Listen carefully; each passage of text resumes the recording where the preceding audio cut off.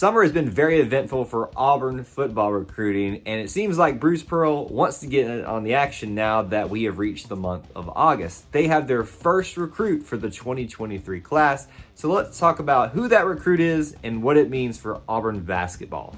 But before we do that, I want to welcome you back to the channel. Whether you're a member of the Auburn family or a fan of another persuasion, this is the E2C network where we cover the whole of the Auburn experience. We might tend to be a little bit Auburn sports heavy here, but if it's orange and blue, it is what we do. If you're new to the channel, be sure to subscribe so you don't miss any of our content. And thank you to members of our booster club like Kevin Nelson, who help produce videos like this. It's been exciting watching what's been happening with Auburn football recruiting throughout the summer.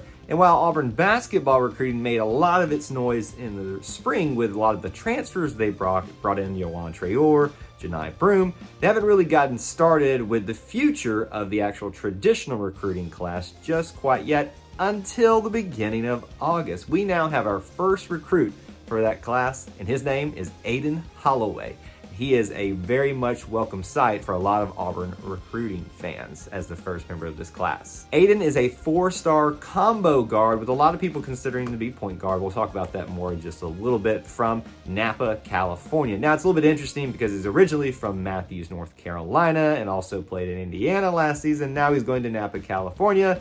He's just that good. He's been all over the place, but he's a combo guard from Napa Valley playing for Prolific Prep this season. Aden committed to the Tigers via an Instagram Live with Paul Biancardi, where he chose the Tigers over teams like Tennessee, Wake Forest, and Miami. Now, Auburn was obviously pretty much the favorite here. A lot of people were expecting this. Wasn't too much of a surprise. The real big factor in this, though, was Tennessee. Auburn and Tennessee have been going at it in terms of recruiting a lot in basketball, and much less even on the court. They've just been competing in everything these days. So it's nice to see Bruce Pearl continue to win those battles on the court and off the court against his former team. Now let's talk a little bit about what you can expect, what you need to know about this new commitment for Auburn basketball. Now, depending on which site you look at, you can probably find an average. That's what we'll go off of here in terms of measurables. 6'1", 160 pounds, with probably a little bit more room to fill out. He is considered a combo guard by a lot of people. At least he originally was. That story is now starting to shift more towards point guard,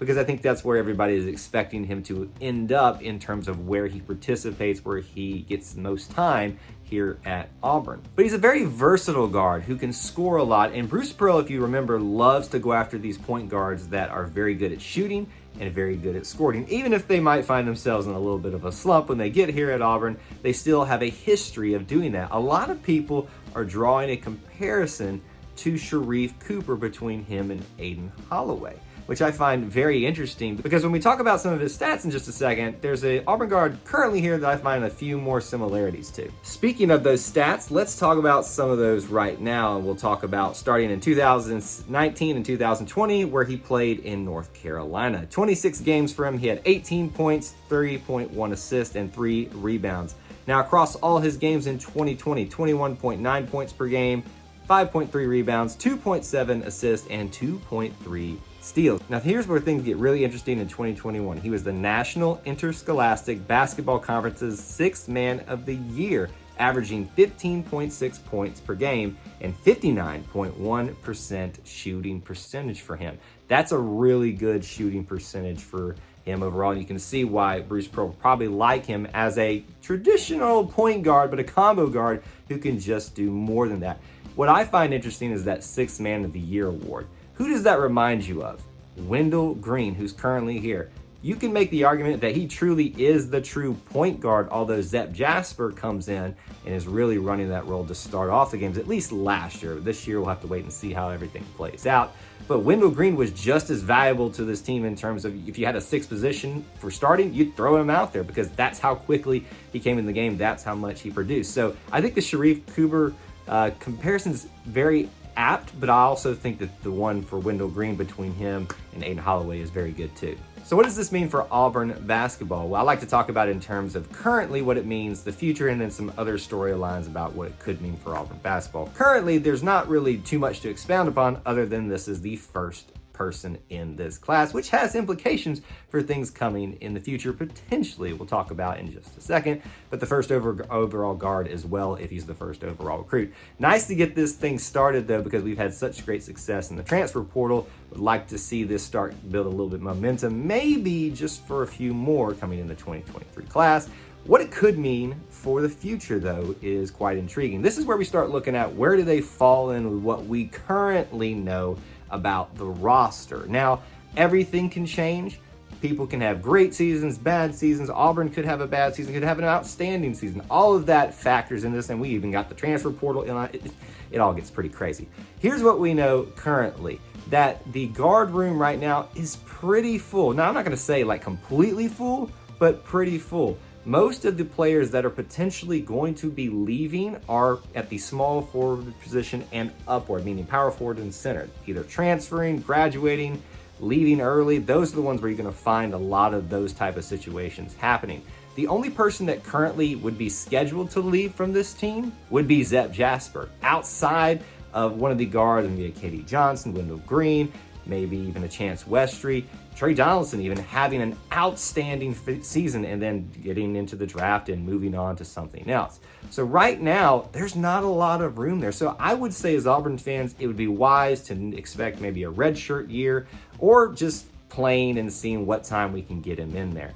Don't expect him right now to see a lot of playtime because of the guards that are currently here and have earned their time to play. Now, what it could mean for recruiting, this is huge. We talk about this in football a lot. The first person in your recruiting class is almost like your secondary recruiter. They become the beacon of light with which to draw in more because they feel like they own this class. This is my team in a sense that I'm gonna try to help build for the place that I want to be a part of. And that's what even Aden said so much in his Instagram Live commitment video, that he really values this, fits his culture, it fits what he wants to be a part of, that being the Auburn basketball team and Auburn at large. Now, he also wants to bring in some potential recruits as well, throw out names like Bay Fall and a lot of other names that are out there in kind of Auburn's radar that he wants to draw in and be part of this recruiting class. So that's what could be happening moving forward, is that this recruitment, this commitment could have bigger implications on what happens for the rest of the year simply by getting this guy signed up so early. So that's my thoughts on the commitment of Aden Holloway, a very highly regarded player and one of the players that a lot of people wanted out there in terms of high-level programs. So I'd love to hear your thoughts in the comments section below, what you think about the commitment and where you think he might end up during his time here at Auburn. Let's keep that conversation going down below. If you enjoyed this type of content, please do help support it by smashing that like button. And if you want more from us, be sure to hit the subscribe along with the notification bell so you don't miss any uploads or live streams. There's ways to help support our content listed in the description, such as becoming a channel member here by hitting that join button, or head over to patreon.com/E2C Network to join the Booster Club for some extra perks starting at $1 a month. Thank you for tuning into the E2C Network, where we cover the whole of the Auburn experience. War Eagle.